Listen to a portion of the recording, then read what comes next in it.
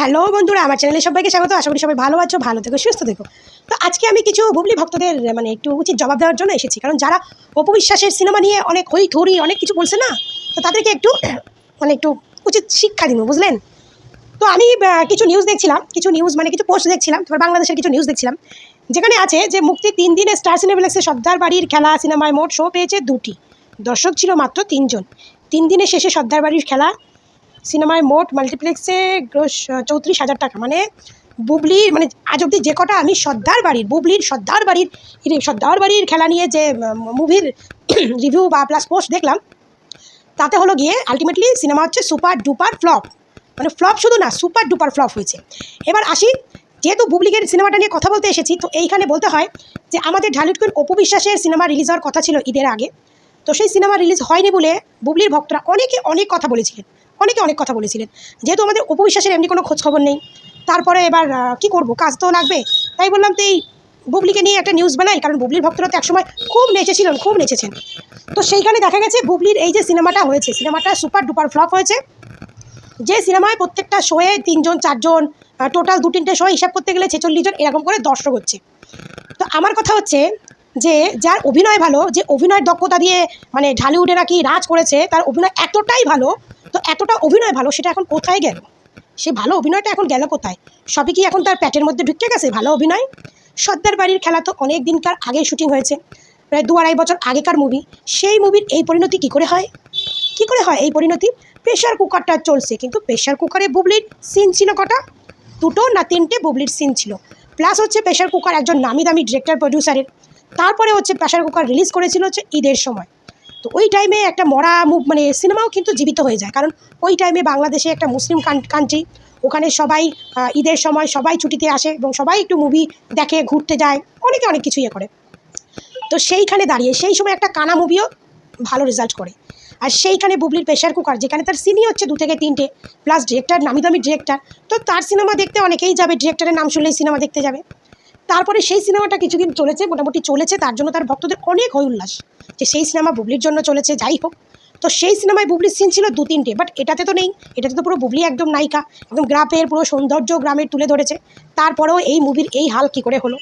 তো তোমরা যে অন্যর মুভি, অন্যের অভিনয়, অন্যের অ্যাক্টিং নিয়ে এত কথা বলেছো, এত সমালোচনা করেছো, আজকে তোমাদের নায়িকার মুভি এরকম থুবড়ে পড়ছে কেন? হ্যাঁ, ট্যালেন্ট তো এখানেই দেখাবে না, যার অভিনয় ভালো, অভিনয়ের দক্ষতা ভালো। এখন হচ্ছে কোনো ঈদ কোরবানি কিছুই না, একটা নর্মাল টাইমে রিলিজ দিয়েছে, সেই টাইমে যদি দর্শক আনতে পারে, সিনেমা হিট করাতে পারে, তাহলে তো বুঝবো না নায়িকার মধ্যে কোনো ব্যাপার আছে, তাই না?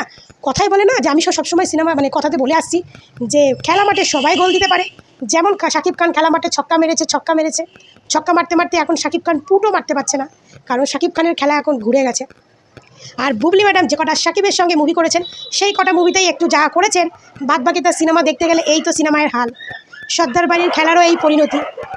সিনেমার যদি নায়িকার যদি অভিনয় এতটাই ভালো, তাহলে সর্দার বাড়ির মুভি এরকম কেন হলো? কুত্তাগুলো ডাকছে, কুত্তাগুলো বলতে চাইছে যে ওই মহিলাকে নিয়ে আলোচনা করো না, ওই মহিলাকে নিয়ে আলোচনা করার মতো না। কুত্তাগুলো বলতে দিচ্ছে না আমাকে কথা, কুত্তাগুলো ডিস্টার্ব করছে যে ওই মহিলাকে নিয়ে আলোচনাই করো না, কারণ ওই মহিলা আমাদেরও যোগ্য না। তো তার ভক্তদের এত রং ফুল কোথায় গেল এখন? কই তার ভক্তদের তো কোনো কিছু দেখতে পাচ্ছি না। এই যে দালাল উদ্দিনের কত রং তামাশা, কই সর্দার বাড়ির খেলা নিয়ে তো দালাল উদ্দিনের কোনো কিছু দেখতে পাচ্ছি না। কারণ দালাল উদ্দিন তো জানে যে বুবলি তাকে তার সাইডে রেখেই তার এখন একটু কি বলবো হাবভাবি বেড়ে গেছে, বুঝলেন? তো কার অভিনয় ভালো কার খারাপ তো প্রমাণিত হলো তো, যে শাকিব ছাড়া বুবলির একটা সিনেমাও কিন্তু হিট করেনি। ওই একমাত্র পাহেলিকা করেছিল, হিট করেনি, মোটামুটি একটা বাজেট তুলেছিল। আর প্রেশার কুকারে বুবলির অভিনয়ই নেই, সিনই নেই, তো ওটাকে সিনেমার মধ্যে গণ্য করাই উচিত না। আর এদিকে হচ্ছে সর্দার বাড়ির খেলা, সেখানেই দেখলাম বুবলির আসল খেলা। তো বুবলির যে সিনেমার প্রতি কতটা কি আছে, সেটা আশা করি দর্শক এতদিনে বুঝতে পেরেছে। আর অপু বিশ্বাসের কী ছিল সেটাও দর্শক বুঝতে পেরেছে।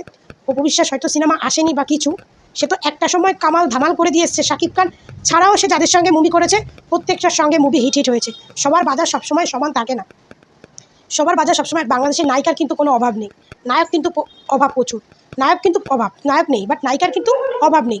প্রচুর নায়িকা, সুন্দরী নায়িকা, প্রচুর নায়িকা, কিন্তু নায়কের অভাব। যার জন্য শাকিব খান ফাঁকা মাঠে গোল মারতে পারছে, কিন্তু নায়িকার জন্য হয়তো অপু বিশ্বাস সিনেমার জায়গায় হয়তো কিছু ভালো দক্ষতা দেখাতে পারছে না। তারপর হচ্ছে নায়ক নেই ভালো, একমাত্র নায়ক ছিল শাকিব খান, তো সে তারা অভিনয় করছে না। তো তো সেইখানে অন্য নায়কদের সঙ্গে অপু বিশ্বাসের সেই সিনেমা হয়তো হচ্ছে না দর্শকে, যেমন সেই কী বলে আর ওই যে জয়ের সঙ্গে করলো শ্বশুরবাড়ি জিন্দাবাদ, ফ্লপ হলো, ভালো হয়নি। তো যাই হোক, সবার সময় সবসময় সময় থাকে না। অপু বিশ্বাস তো 1-2 যুগ ইন্ডাস্ট্রি পুরো দাপিয়ে এসেছে, কিন্তু বুবলি ম্যাডাম 1-2 যুগও ইন্ডাস্ট্রিতে টিকতে পারলো না। একমাত্র শাকিব খানের রক্ষিতা হয়ে, তার বাচ্চার মা হয়ে যেটুখানি টিকে আছে, যেটুখানি আলোচনা সমালোচনায় রয়েছে। বাট বুবলি অভিনয়ের দিক থেকে কিন্তু আলটিমেটলি একদম জিরো, কোনো কোয়ালিটি, কোনো অভিনয়ের কোনো যোগ্যতাই তার মধ্যে নাই। সে যদি একটু আলোচনা সমালোচনার মধ্যে থাকে, সেটা কিন্তু একমাত্র শাকিব খানের ওয়াইফ বা ওয়াইফ বলুন, রাখেল বলুন, বা কী বলেন তার বাচ্চার মা বলুন, সেই হিসাবে কিন্তু টিকে আছে। হ্যাঁ, আর আমাদের অপু বিশ্বাস হয়তো তার সিনেমা এখন ভালো নেই বা সে সিনেমা করছে না, কিন্তু সে কিন্তু একটা দিকে কামাল করে দিয়েছে, প্লাস সে এখন একজন ভালো বিজনেসম্যান হয়ে গেছে। এবার তার সিনেমা আসার, সেগুলো ভবিষ্যতে কী হবে কিছু জানি না, কারণ তার যখন খোঁজ পাচ্ছি না, তার সিনেমার কোনো গল্প বা কোনো স্টোরি আমরা বলতে পারবো না। অপু বিশ্বাস সে কী করছে, কেন করছে, আমরা কিছুই জানি না। দর্শক হিসাবে আমরা হতাশ অপু বিশ্বাসের জন্য।